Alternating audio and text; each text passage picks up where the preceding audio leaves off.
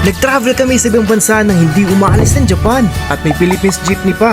Dito lang sa Little World Inuyama. 2 beses ang laki ng Little World Inuyama kumpara sa Disneyland ng Japan. At ang goal namin ni Mrs. makuhan lahat ng passport stamp sa bawat area ng bansa. Kaya yan. Ang una namin pinuntahan ay Okinawa area. Kahit mainit ang panahon, goal lang sa goal. At may balon kami nakita na ginagamit daw na panghugas ng plato noon. At nakita namin ng first location stamp area and success ang stamp.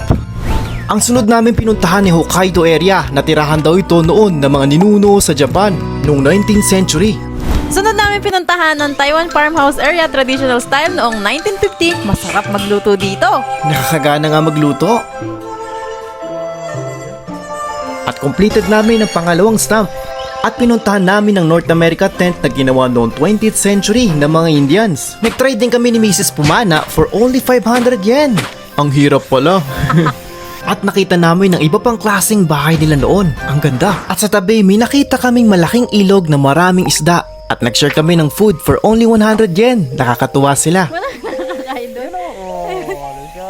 Sunod namin pinuntahan ng Alaska area. Dito makikita ang mahabang totem statwa na may malalim na kultura ng Tlingit tribe. Sunod namin pinuntahan ng hacienda ng Peruvian landowner. Makikita dito ang grandeng bahay at chapel. Bukay mayaman noong 16th century sa Peru. Grabe ang laki. At nakita namin ang pangatlong stamp. Next ay ang Bali House sa Indonesia area. Gawa ito noong 18th century. Makikita dito ang traditional na bahay ng Indonesia. Pang-apat na stamp completed. Sunod namin pinuntahan ng Polynesian Samoan House. Ang bahay na gawa sa kahoy at banig. At walang pader. At nakita namin ang pang-5 stamp sa tabi.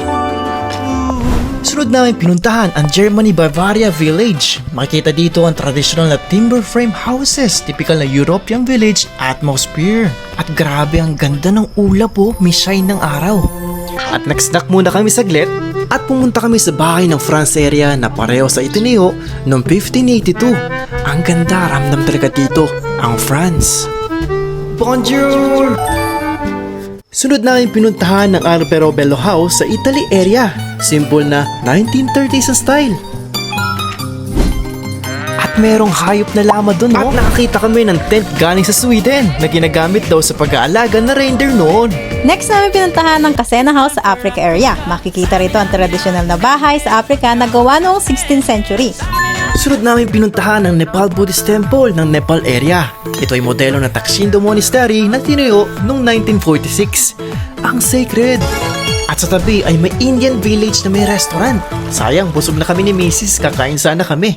Next, dito naman tayo sa Istanbul town ng Turkey area. Meron ditong Ottoman House at Islamic School. Meron din ditong Lanatay House sa Thailand area. Bahay ng palayan na naka-adjust sa tagulan at tag-init. At sa malapit lang, nakita namin ang hidden gem, ang Philippines jeepney natin. Nakakatuwa na kahit sa Japan, nilagay nila ang isa sa culture natin. At dumako naman tayo dito sa Korean farmhouse, modelo ng 1920s na tahanan ng maraming henerasyon sa Korea. At feeling namin parang nasa K-drama din kami. At dahil sa tabi lang ay makikita ang landowner house ng Korea, pwede ka rin magsuot ng traditional Korean dress sa halagang Goyakuin lang. Ang ganda ng Korea experience. At successfully completed namin ang 13 stamps sa bawat bansang area. Binigyan din kami ng special reward.